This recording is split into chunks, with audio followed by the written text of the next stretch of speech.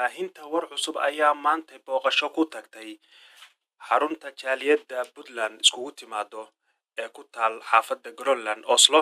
si loo wareysto jaaliyadda Puntland fikirka ay ka qabaan in madaxweynaha Soomaaliya ka degto Garowe. Hadda waxaan hortaagan commandos ma noo sheegi kartaa sidaad u aragto in madaxweynaha Soomaaliya ka degto Garowe? والله أنا waxaan u arkaa wax wanaagsan because wadanka isaga madaxweynaha ka ah wuxuuna booqday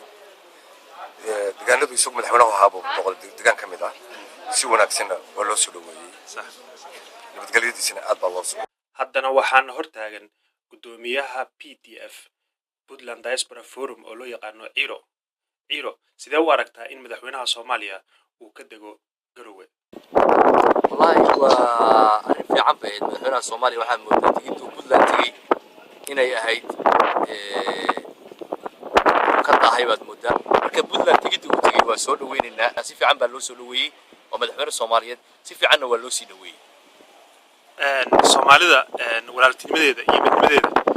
maxay ka ciyaaraysaa arrinkan oo kale? والله الصومالي لماذا تذكرين الصومالي لماذا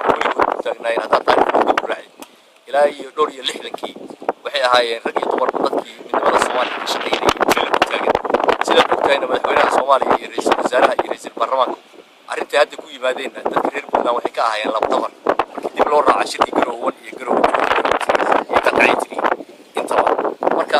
arinta Soomaalnimada midnimada Soomaaliya markasta Puntland waxay u taagan tahay midnimada Soomaaliya iyo walaalnimada Soomaaliya walaal magac ma noo sheegtaa? اسمع ورسول موسى Yooye adigu jaaliyadda Puntland ka soo jeedaa horta see u aragtaa madaxweynuhu inuu tago Puntland? وصح وينو تقوي مدحوينه ودك كله روح حكومه بدنا اسا مدحوينه صح مeel kasto ka tagay Soomaaliya صح madaxweynaha amsan annagu waa hoos nimadna